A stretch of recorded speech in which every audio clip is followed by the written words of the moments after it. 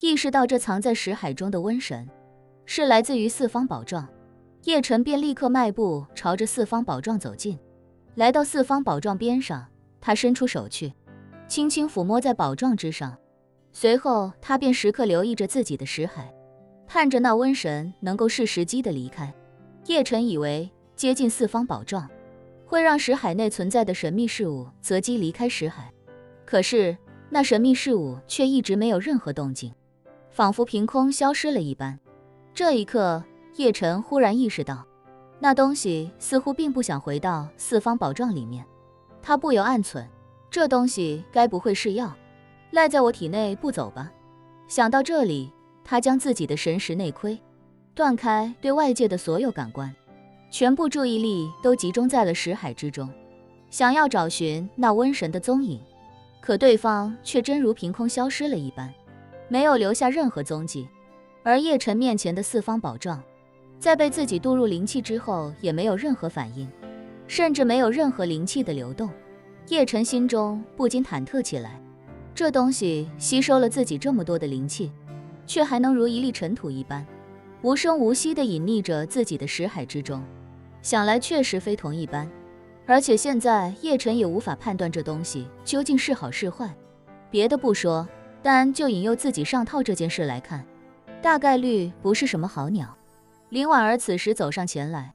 在叶晨身边低声问他：“公子有发现吗？”叶晨点点头，含糊地说道：“应该与他有关。”那林婉儿迟疑片刻，又问：“那能解决吗？”叶晨摇摇头道：“赖着不走了。”林婉儿的樱桃小口微微张了张，想说什么又忍住了，随后停顿数秒之后又问：“那公子现在作何打算？”叶晨叹了口气道：“打道回府吧。”说罢，他开口对不远处的孙之洞以及那位军方代表说道：“我就是想确认一下四方宝幢有没有什么异常，没其他事了，打扰诸位。”军方代表立刻说道：“您客气了，如果您确定不用再看看或者再研究研究，那我们就先上去。”好，叶晨点点头，临走时又看了一眼四方宝幢，心中忽然萌生出一个念头。他暗忖，第一次见到四方宝幢时，自己曾不经意间用灵气扫掠过四方宝幢，怎料四方宝幢神通广大，竟将自己的神识吸入其中，向自己呈现出了玄奘法师以及诸多大能当年打造四方宝幢的盛况。既然四方宝幢是法器，那何不再向其渡入些许灵气，看看是否会有反应，说不定能唤醒四方宝幢，亦或者触发四方宝幢的某个机关。于是他便开口道：“稍等，我还有件事情需要再次确认一下。”说着，再次将一缕灵气和一缕神识一同注入到了四方宝幢体内。令叶晨感到惊奇的是，这次灵气注入四方宝幢，四方宝幢并没有主动引导自己的神识，亦或者将自己的神识引向某个幻境，相反，神识进了这宝幢内部，并不受任何干扰的情况下，叶晨发现自己竟然置身宝幢内部。此时的宝幢相较于自己的神识，倍等比例放大了100倍有余，就好像自己身处当年那座真正的宝幢内部一般。抬头看着宝幢数十米高的内部结构，心中惊叹无比。而更不可思议的还在后面，叶晨的神识在这四方宝幢内竟发现了大量的壁画，壁画上全是有关佛祖的画像，而且仔细看，佛祖的每一个手势都各不相同，其中竟然就有当初自己在极光下看到的那几个手印。这就更加坚定了叶晨的判断，自己识海内的神秘事物与四方宝幢有着脱不开的干系。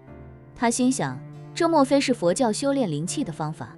否则怎会有如此多繁复的手印？可是叶晨心里多少还有些后顾之忧，上次自己就是练了那手印，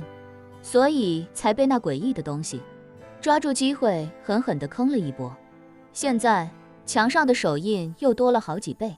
这要是不小心练出个什么大 bug 出来，岂不更亏？一念至此，叶晨想过将神识撤出，以后不再关注四方宝幢，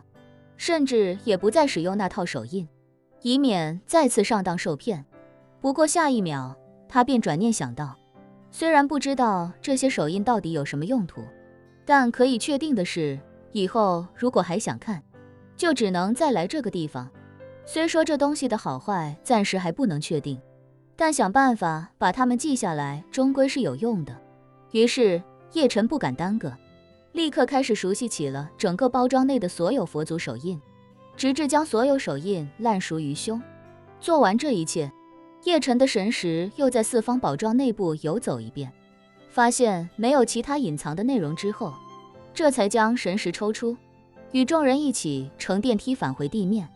孙之洞不知道叶晨大老远跑来摸摸四方宝幢意欲为何，但他从小被林婉儿教育得非常之分寸，知道不该问的事情，哪怕是再好奇都不要问，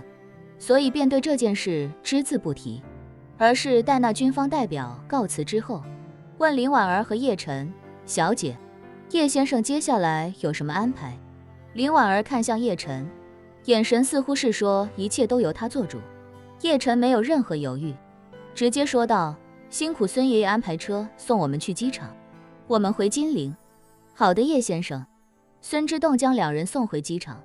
两人便立刻乘坐来时的公务机启程返回金陵。飞机上，林婉儿问叶晨：“公子，那吸走你灵气的东西，真与四方宝幢有关？”叶晨点点头，道：“应该是有关联的，只是我还没想明白具体会是怎样的关系。”说着，叶晨也将自己的发现告诉了林婉儿。林婉儿听过之后，惊讶地问：“宝幢内还有诸多手印，那公子可打算试上一试？”叶晨摇头道：“手印创造出的灵气，好像并不是为我创造，而是为我识海里的事物创造。那东西霸道如斯，我一时半会儿是不敢再试了。”林婉儿微笑说道：“公子倒是不必过于紧张，虽说这次损失诸多灵气和丹药，但塞翁失马焉知非福，说不定对公子而言是件好事。”叶晨道：“四方宝幢乃国之重器，那东西源自四方宝幢，应该不会是至阴至邪之物，只是他心机太重，令我多少有些忐忑。先前的事情可以不去计较，但让我沮丧的是，那手印我以后是万万不敢再用了。那手印所产生的灵气完全不受我控制，而且那种灵气更加霸道，我的灵气在他面前根本招架不住。”林婉儿不禁遗憾地说道：“公子好不容易找到一个获取灵气的宝贵渠道，没想到竟是一道陷阱，看来以后又要另寻其他办法。”说完，他忽然想到什么，反问叶晨：“公子可否想过，那神秘事物会是何时进入到公子识海内的？”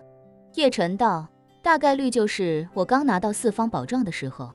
那时候四方宝幢曾经将我的神识吸入其中，神识退回来的时候，可能那东西就跟着进入识海了。”林婉儿微微点头，喃喃道：“四方宝幢把自己的秘密都告诉公子，想来应该是信任公子的。如果他在那个时候将某些事物送入公子的识海，奴家觉得他大概率也不会有什么恶意。今日公子又在他内部发现更多手印，说不定也是他有意为之。”